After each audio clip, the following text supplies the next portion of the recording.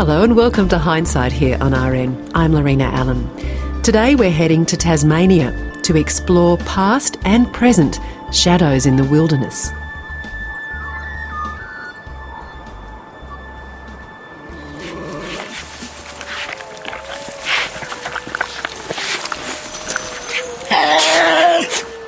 Our cots we fence with wiring and slumber while we can, to keep the wolves and tigers from us in Van Diemen's Land.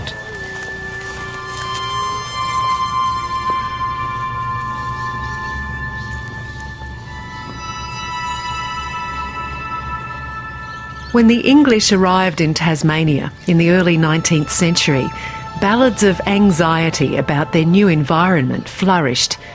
This was not only an unfamiliar landscape, but there was a carnivore lurking in the scrub. Fear and loathing of the Tasmanian tiger escalated. Exaggeration and misinformation were perpetuated by both early scientists and settlers. The thylacine didn't have a chance, and the last one died in Hobart Zoo in 1936. In today's program, we take a look at the myths that led to its extinction and the myths that keep it alive. English poet Cliff Forshaw was awarded a residency in Tasmania. Like his forebears, he was drawn to the tiger, and on his wintry arrival at the Hobart Museum, Cliff chose the mythic thylacine as the subject of his sequel of poems. It was a rainy day in Hobart, and I went into the museum there, and there was a film loop, 63 seconds, of the last Tasmanian tiger. And it was odd, the fact that we had a film of something that is now extinct. That seems to be quite unusual. There are three movie films of the last Tasmanian tiger exhibited in Hobart Zoo. The sole remaining specimen walking up and down its cage. I called it Loop, and that was the first poem. Within the box, it growls, it twists, scowls through its repertoire of tricks, ignores the camera or gurns up close, turns again to flop, to gnaw that poor trapped bone. It paces out its trap of light, 100 reps, while hindquarters are the bars of sun, claws cage's mesh hangs stretched as if to take the measure of itself. You saw, you see, and what we've got is what was shot, short clips, fragments caught and stitched together in a loop of black and white. 9 lives? Not quite. It's reasonable to say that on the mainland they are extinct. Indeed, as it is reasonable to say that in Tasmania they are extinct. The definition for extinction is extremely precise. It is no demonstrable evidence for a period of 50 years. And that's been the case. There has been no demonstrable evidence of Tasmanian tiger since the last one died in Hobart Zoo in September 1936.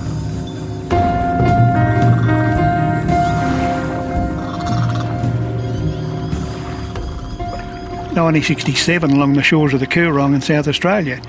When I was canoeing along there one morning, I was actually looking for birds. I was a bird watcher, and it was just after dawn. It was fairly good light, and I noticed from about 400 metres away a strange animal walking up and down the seaside, along the sandhill side, along the shoreline, and I watched it for some minutes through the binoculars, and then I paddled on until I was about 200 metres away, and I sat there watching this strange animal. I thought it was a greyhound dog at first, but the longer I looked, the more I knew it wasn't. Had a long body with shortish legs, had a long tail it dragged in the sand, and the head looked too big for its body. And I wondered what sort of dog this was. I knew nothing about Tasmanian tigers, next to nothing then. And I sat there for 3 or 4 minutes and, looked at it and wondered what it was. And then I watched it walk up through the sandhills and out of sight.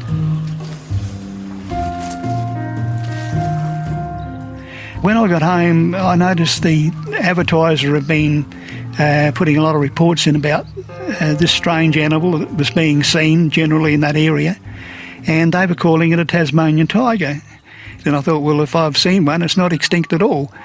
And the more I read about it, the more I was convinced they were in Tasmania. If anywhere, they were here. This is the place I had to look. And I found myself in this magic environment, that something like I'd never seen before. I went from England in the summer to Tasmania, which was in your winter, but it wasn't quite what I expected. In late April 1829, the cold became intense. In May and June, the infant settlements were battered by an almost continuous howling and southerly winds, bringing sleet and blizzards. The cold was so intense that the lambs stood no chance of survival. October came, and the winter weather showed no signs of abating. When I arrived, it was snowing, and it reminded me very much of the Northern Isles here, the Hebrides. And I remember the first day walking around Salamanca Square in Hobart and seeing the Antarctic Exploration Centre, and then I realised that this was to the south. Deep in the southwest. It regularly snows and copious rain there, and as a result there's many rivers and creeks that flow off the escarpment of Mount Ann, and this whole area can flood in periods of heavy rain, and snow can be up to a foot or two thick. This snow is so deep that we are completely hemmed in by it. These glorious, gently rising grassy hills are no Garden of Eden, and certainly not agricultural country. This place was very different from the British stereotype of what we think of Australia, that Tasmania was, very much its own place. You have the arriving Europeans recognising the complete difference between the Australian environment and the European environment. And part of that difference and part of that fear came from recognising there's a large predator out there. I call the phenomena a European predator hysteria, because wherever Europeans have gone, they've become hysterical about predators. We see them as competitors, perhaps a bit scary as well, and we've got to get rid of them, and there's a grim history of Europeans doing exactly that wherever they go. In the Australian forests, no leaves fall. The savage winds shout among the rock clefts. From the melancholy gum, strips of white bark hang and rustle. Great grey kangaroos hop noiselessly over coarse grass. Flights of white cockatoos stream out, shrieking like evil souls. The very animal life of these frowning hills is either grotesque or ghostly. In 1642, the Abel Tasman's crew reported seeing quote-unquote footprints not ill resembling the claws of a tiger when they came ashore looking for water at Marion Bay, southeastern Tasmania. Unfortunately, the footprints of a thylacine don't look anything like a tiger, so I suspect they were looking at wombat prints. The word tiger was kind of a collective term for anything strange that might be remotely dangerous. They didn't see any animals. The environment of Australia, it was full of animals which were unusual, the opposite to what you would expect from overseas, a large proportion of marsupials, and significantly, the one major predator in Tasmania was the Tasmanian tiger. And humans, even to this present day, civilization notwithstanding, are interested, for good reasons, in large carnivores. It's the reality that large carnivores affect ourselves, and we're biologically wired to look at them. I hired a car and drove into not quite the centre, but as far as I could go, and I explored quite a bit, and it struck me that there was something kind of preserved about the island. And there's a general sense that it is a sort of Noah's Ark. It seemed odd that so much that is particular to Tasmania was bound up with this symbol, which is also about an extinct animal. And then, of course, there are all these legends, and a lot of people think that there are still tigers out there.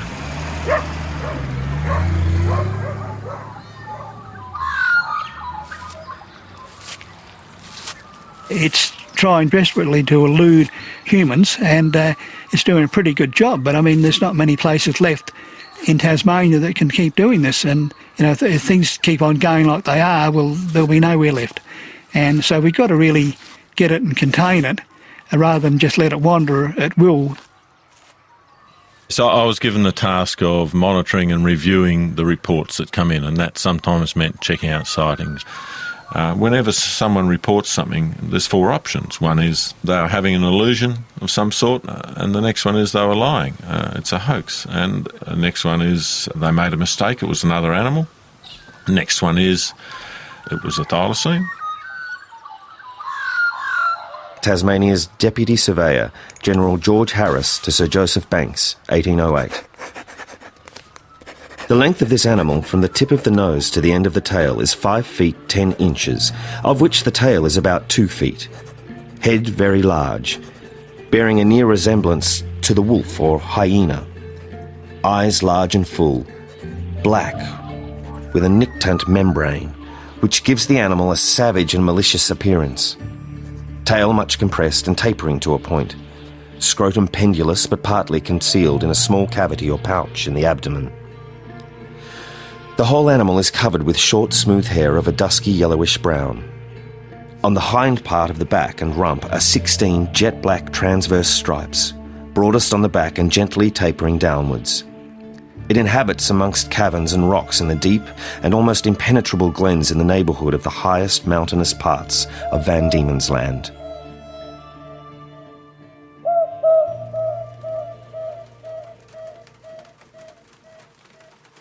Tasmanian tiger, thylacine, or marsupial wolf, and the descriptor marsupial wolf gives more of an indication where it fits into the Australian biota. It was one of the more significant marsupial predators on this continent when humans first invaded the continent 40 to 60,000 years ago. The marsupial wolf, Tasmanian tiger, or thylacine, was widespread throughout continental Australia, which 40,000 years ago stretched from Tasmania all the way up to New Guinea in the one landmass. By 6,000 years ago, sea levels had risen and Tasmania was an isolated island. The long and semi-flexible tail, long hind limbs with the knee seemingly too low, the short forelimbs, together with a head that looks out of proportion with the body, all give the impression of the Tasmanian tiger's lines being wrong and suggest it is badly formed and ungainly and therefore very primitive. There's something strange about them, and mythic creatures are often hybrids, and so the tiger is a hybrid. Well, it's not in its own sense, but it seems to us part tiger, part wolf, part... It's none of those things, of course, it's just itself. The Europeans attached different names to it, zebra wolf, hyena, Tasmanian dingo.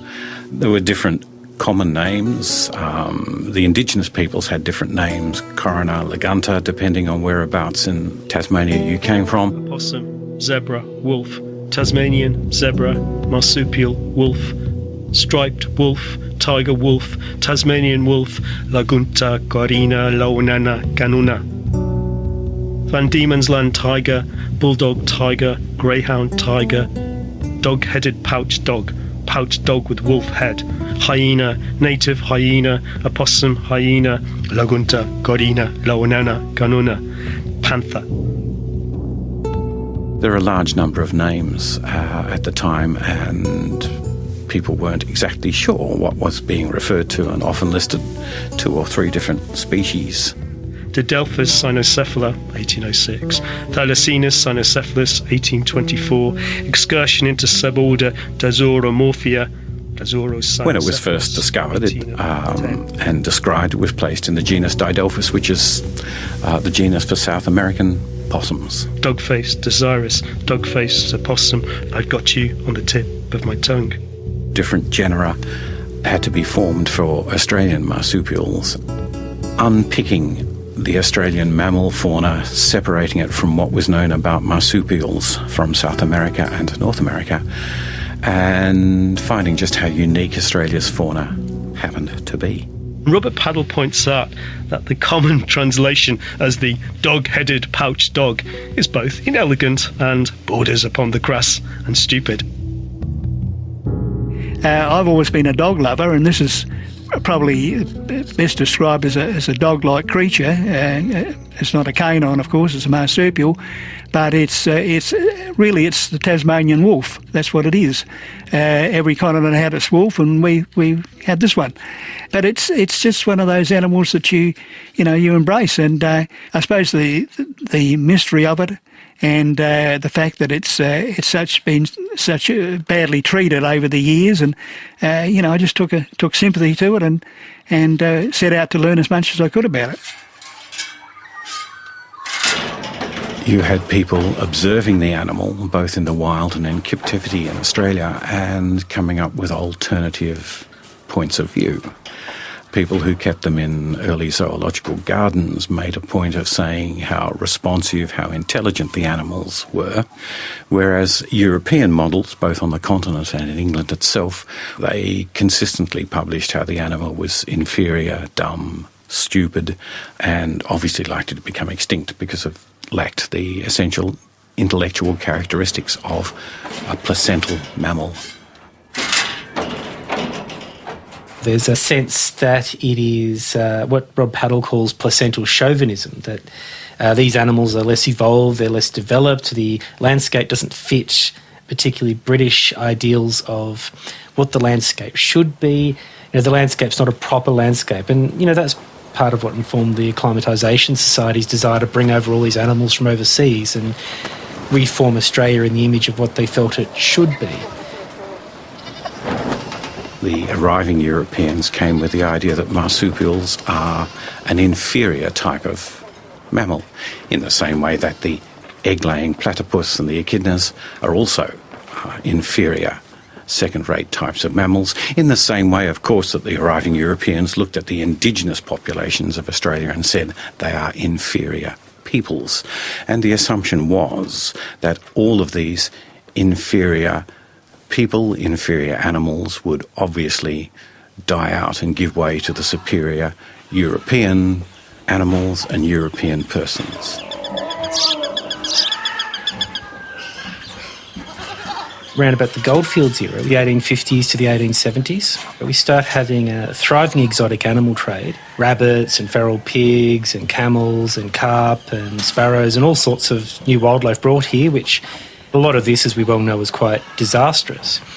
There's advertisements in the classifieds where you could go down to the docks in Footscray in Melbourne and buy yourself leopard cubs for, I think, about £20 a piece. It was quite unregulated. And what you get all the time is people saying things like, look, what about if what happens to the bunnies happens with, for example, leopards? And you get that real anxiety and panic. There are a handful of well-documented cases where, for instance, big cats have escaped from circuses and menageries and have then been killed or recaptured in the bush, all of which gives rise to further the original fear of the bush that arriving colonials had when they first came to Australia. A pair of tigers had been lost by St Leon's Mammoth Circus, and they were on the loose breeding and attacking sheep and stock. It went on for about 4 years until a guy by the name of Tom O'Donovan shot a large dingo cross, which is still there in the Tantanoola pub, and presented this as the real culprit. But it basically was attached to out-of-control stock losses combined with lots of stories of local boundary riders and so on seeing a striped cat, dog-like animal from a distance around the area of Mount Shank near Mount Gambier. And that story, because it was not long after the establishment of the Telegraph, spread nationwide, and a whole heap of mysterious animal stories sort of became integrated together. And in my view, that's like the foundation of that big cat thylacine mythology. Oh, they still proliferate now. There's pockets of West Australia and Gippsland in particular, but also South Australia, where people are absolutely convinced there's pumas and panthers and all sorts of things roaming around, and thylacines. It seems anywhere in the world that people settle in and colonise, particularly where a place is unfamiliar, they'll find these monsters whether they exist or not.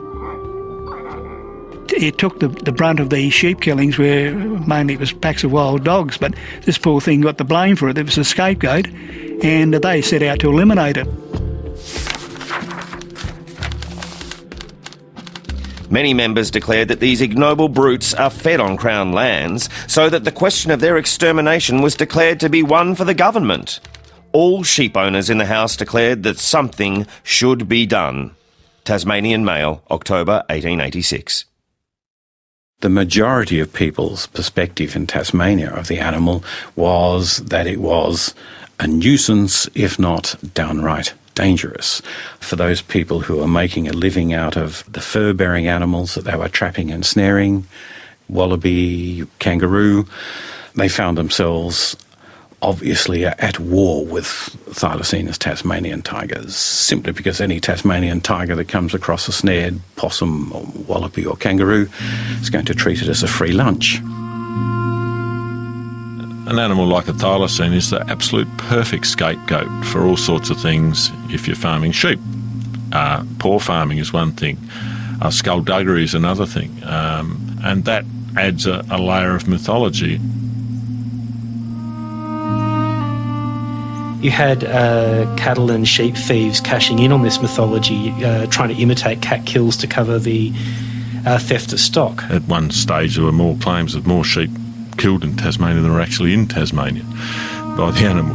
You know, it was crazy, and we've seen that wild exaggeration in all sorts of ways. The occasional thylacine took the occasional sheep from the occasional farm. Not many. Thylacines didn't adjust well to European settlement, and they tended to leave the agricultural districts. The occasional rogue thylacine brought down the occasional sheep, and any predator which will do that is good enough for horrendous tales. The early parliamentary debates, particularly by John Lynn, the guy that really drove the government bounty, it's just insane stuff, you know, crazy stuff. It's almost out of a comedy. The sheep owners lost at least 50,000 sheep each year by the ravages of the tigers, which were bred on the Crown lands of the colony. Cowardly, stealing down on the sheep in the night and wantonly killing many more than it could eat, and being worthless... The Tasmanian government, to its shame, passed a bill putting a government bounty on the thylacines. The coup de grace, which over 15 or 20 years killed a couple of thousand thylacines.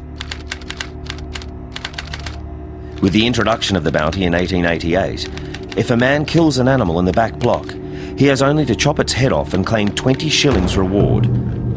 This does not spoil the skin for certain markets, and if he cares to bother with it, he can get another 20 shillings that way. Once you start taking out of the population more than the population is producing as young ones each year, the population will decline. And it was just a few obsessive, greedy pastoralists that demanded that there should be no threat to their flocks whatsoever, and they were just absolutely ruthless about driving this through Parliament.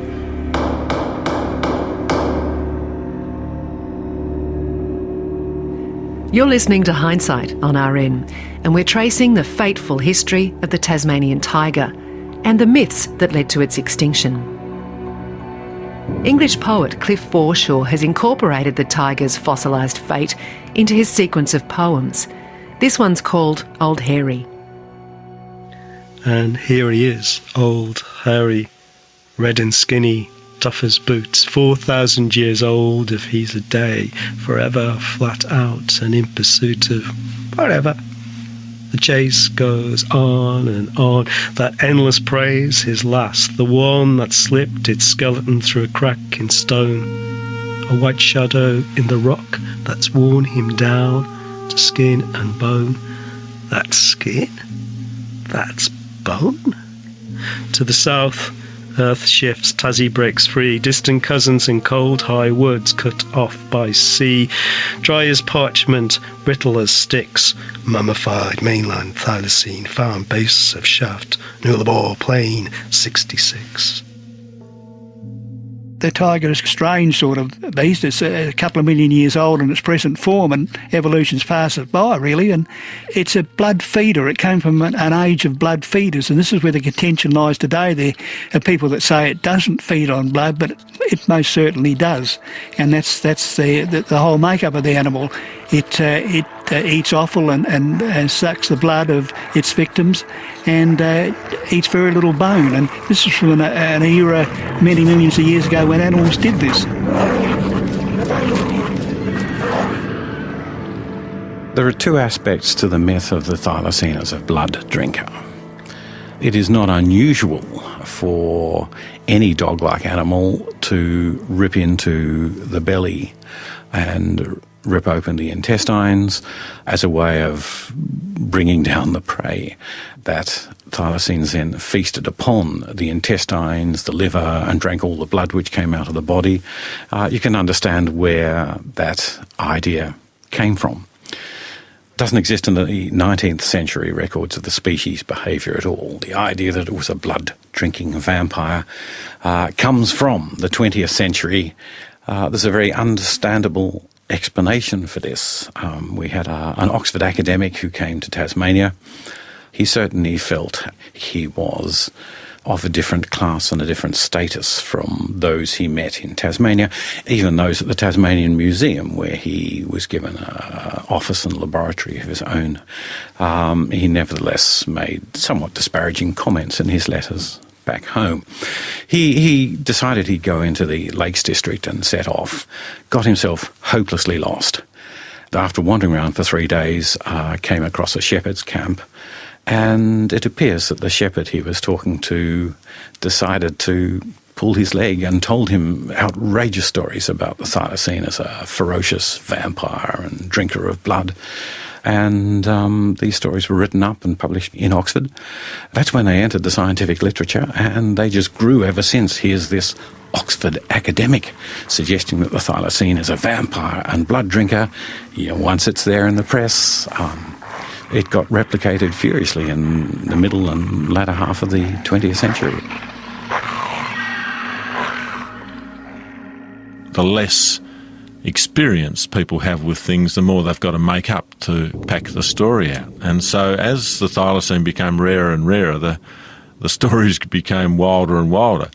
And now that it's either very, very rare or extinct, the stories can be spectacular because there's no one alive really that's had any first-hand experience with the animal at all. Yeah, I was surprised that the tiger doesn't seem to be quite as large as I thought. There is, I think, a kind of benign myth about the tiger at the moment. It represents something. And if it is extinct, and it seems very likely it is, that using it as a myth may possibly be its greatest contribution to the notion of Tasmania as a sort of Noah's Ark.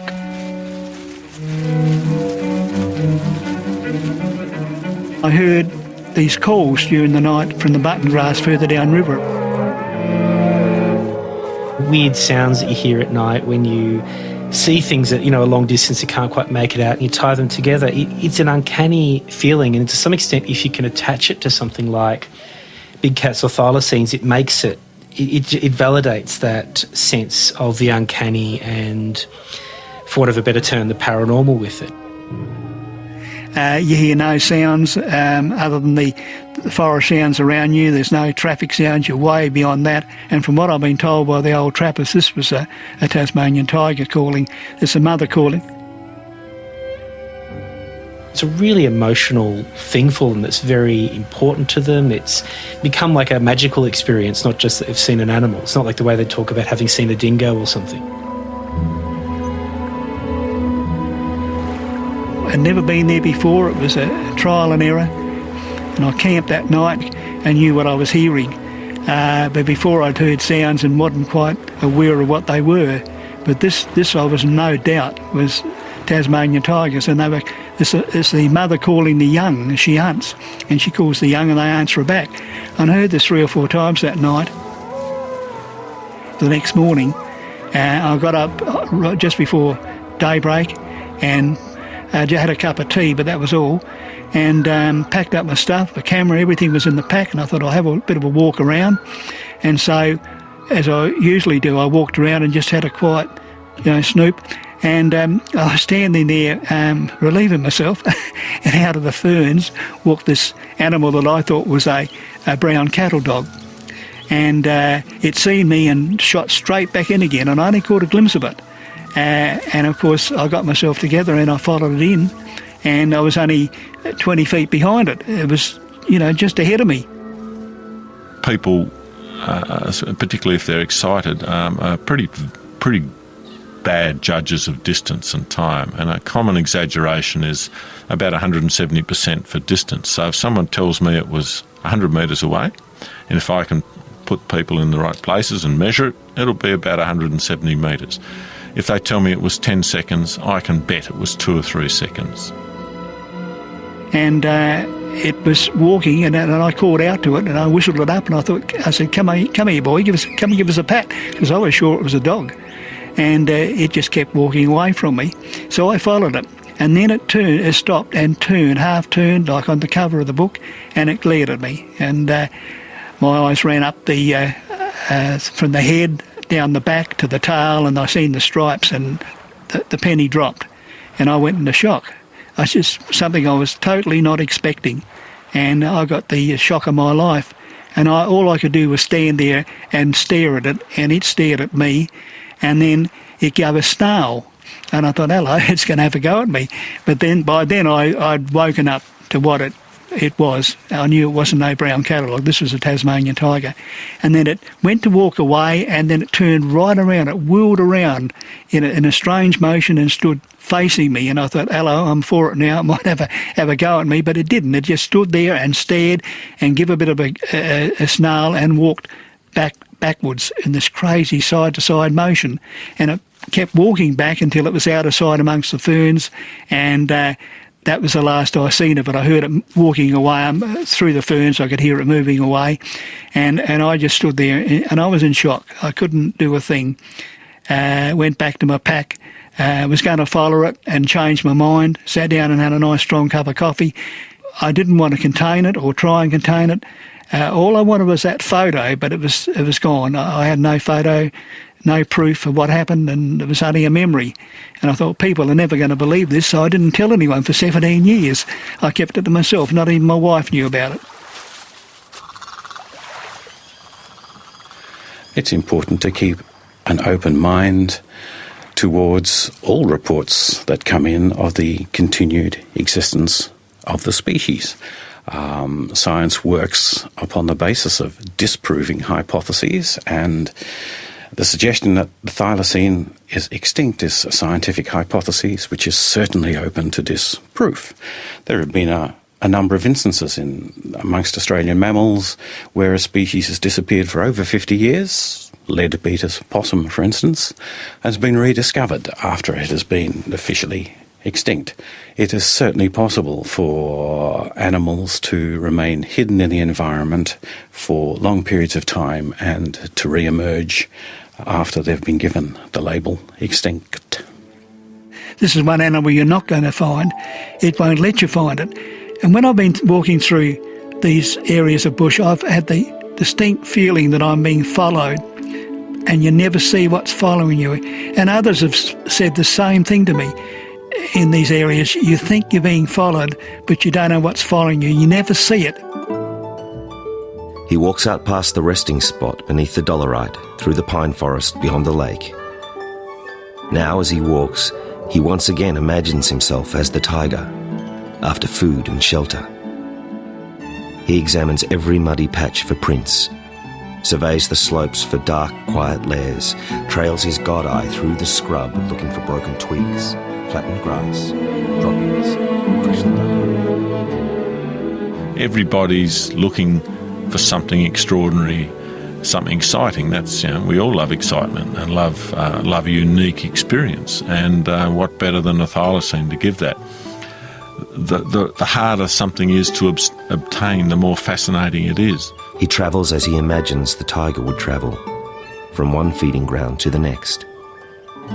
Gone is his nagging sense of discomfort, his lack long gone. And when his imagination fails him, when he can't quite decide which pad to follow, which way to go, he drops his pack and gets down on his hands and knees and looks around.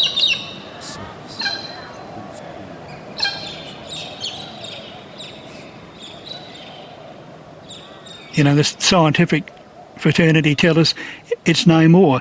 They be as bold and stupid as to say that the last one died in 1936 in the Hobart Zoo. But that's just mere presumption. I mean, they've got no proof of that, and you can't put a proof on extinction. And the fact that they've been seen many, many, many times since then, and right up to the present day, I'm still getting reports of them. Whether you can believe them all, I don't know, but some you can. You can't fault them.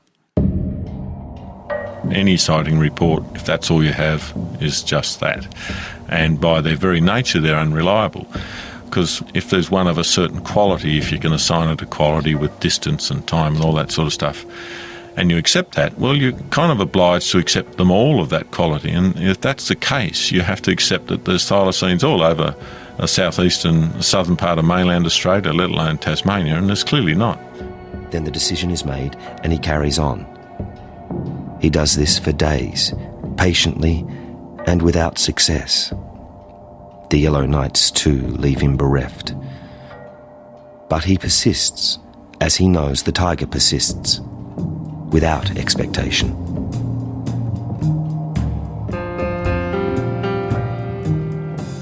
Each of the poems in the sequence, they're all sonnets, but they have a little extra half line, which is the bottom line, which just consists of places where people claim to have seen the Tasmanian tiger. Taralia, Wayatina, Katagunya, Lake Repulse, Strahan, Tapukana, Maracupa, Crotidam, Lilia, Nabagina, Savage River, Blackguards Hill, out of Queenstown, down the Franklin and Cradle Mountain, the walls of Jerusalem, one on the banks of Pieman River, past the place they named Corinna, unconfirmed sightings at Misery Plateau, gates of hell. On the road to Wayatina, hard to tell in scratchy rain if what stripes dusk's a mangy dog, its ribs all chiaroscuro, hunger, or weather rubbing landscape out, or the passing place where headlights catch what crosses track, that flash glimpsed in the paddock, head down low, salam to dirt, bowing or praying. What you see at first is resolved from something grumbling an argument with the earth itself to some long-snouted thing with life between its teeth, its dragged back iffy twitch. For days, that nervous stuff all looks like prey. A lope that's dopplered through the boles of trees is there is disappeared, and all around the bottom line goes Taralia, Wayatina, Katagunya, past the place they named Corinna. What you hear is ghosts, ghosts, ghosts.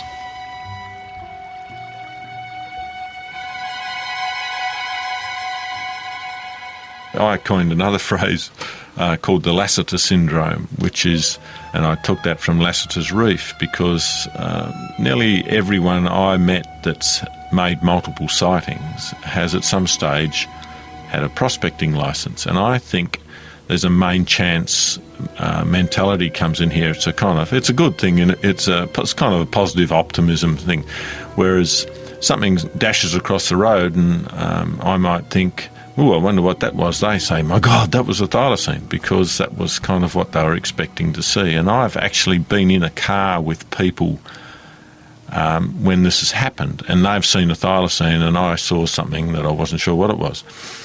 And it's an extraordinary thing for two people next to each other looking at the same thing to have completely different reactions to what it is.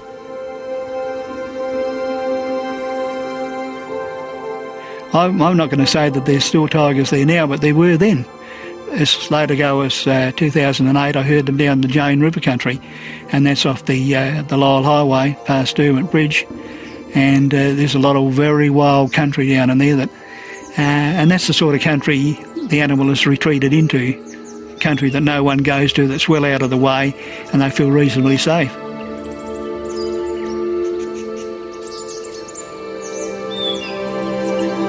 By the early 1950s, the first scientists in Tasmania started getting to be really worried about the species and started collecting data. The animal was severely stressed in the 20th century, and what we have from these 20th century records of the animal's behaviour, collected with the best of motives by scientists in the 1950s, 1960s, records of the Tasmanian tiger as basically a solitary species and a solo hunter. There should be no surprises about that descriptor, given what had happened to the species. But if you go back to the 19th century records from Tasmania, it becomes apparent that they lived in small family groups, adult male, adult female. They mated for life. They had young every 2 years, and the young remained with their parents, hunting cooperatively a pack of up to 6 individuals.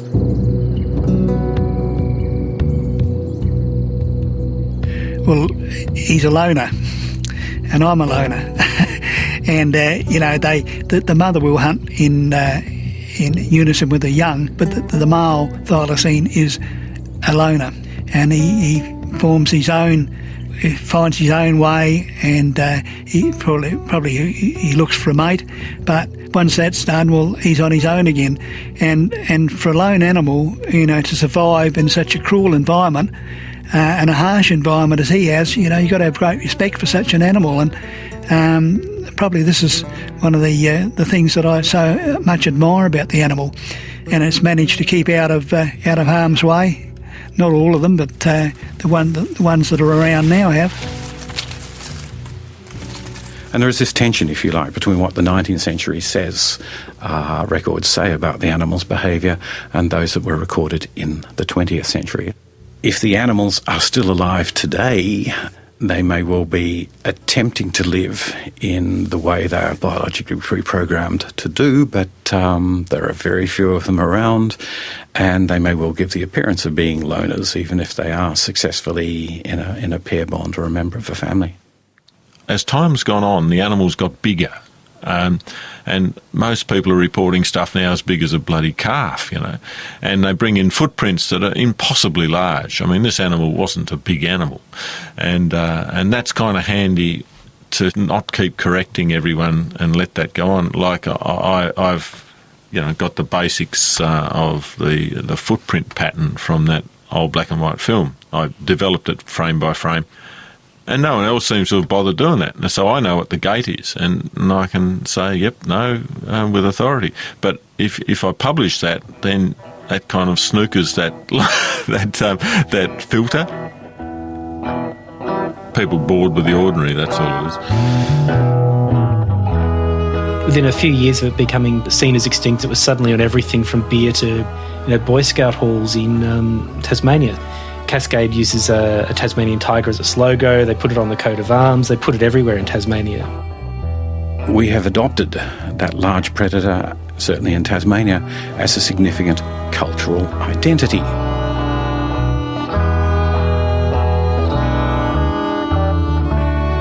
Extinct, this creature is everywhere, from seedy sleeves to bottled beer.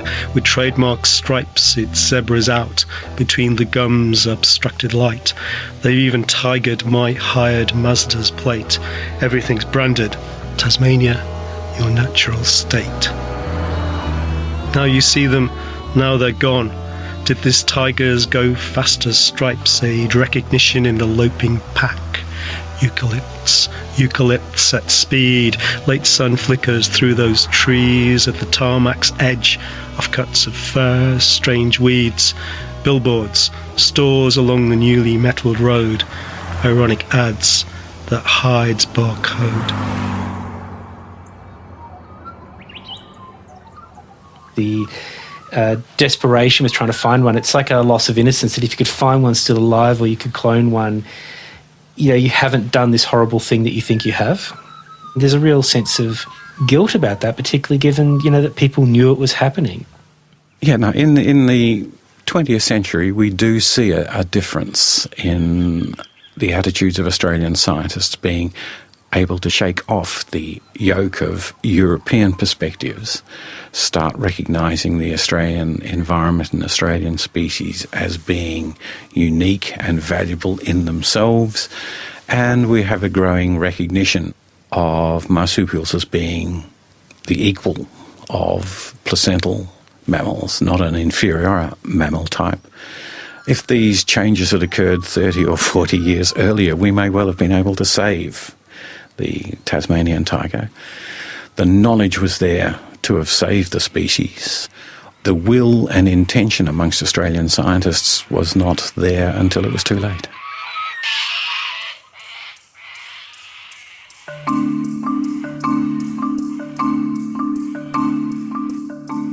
In Shadows in the Scrub, you heard anthropologist David Waldron. If you look on YouTube for footage of supposed Tasmanian tigers, almost invariably they're mangy foxes and mangy dingoes. Retired field worker with National Parks and Wildlife in Tasmania, Nick Mooney. To cap all of these ironies, not only did our wildly misnamed Tasmanian tiger become protected by law when it couldn't be found in the wild, it became immortal once the last known one died. Comparative psychologist with the Australian Catholic University, Dr Robert Paddle. It hasn't been missing for all that long. We do have a definition that it's extinct, but look, I would love to be wrong, and all power to those people who are setting out to prove me wrong. Cole Bailey, author and long-time searcher of the thylacine. I seen the animal, didn't have the proof that I'd seen it.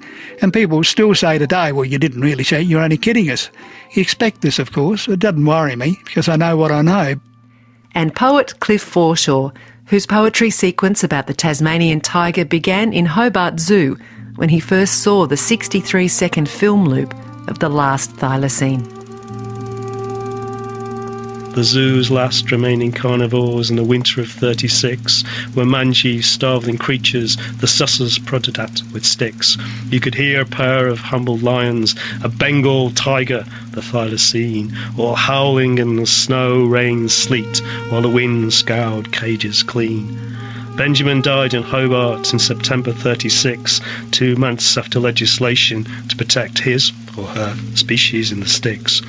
They say that sometimes on that anniversary you can hear a distant howl. Could be a bar at Hobart, could be drinking all alone, could be thylacine bitch or the jukebox leaking her soft hormonal moan, could be eavesdropping conversations, could be the chatter or the news, could be jailbird Pom or Vandemonian, could be the ancient Tassie blues. Just off the Hobart wharves I saw him sizing up his prey, a head stuck up upon a wall, shot in silvered monochrome, a photo in an internet cafe, the pair of burning eyes, that famous wolfish grin, another extinct Tasmanian, that damp smooth Errol Flynn.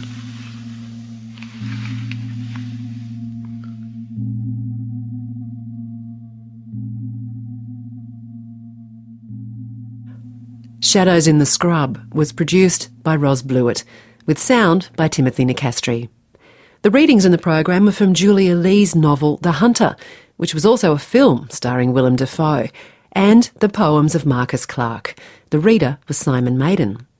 And just go to the Hindsight page on the Radio National website for all the links to the poetry, the photographs and the famous film clip of the last Tasmanian tiger in Hobart Zoo.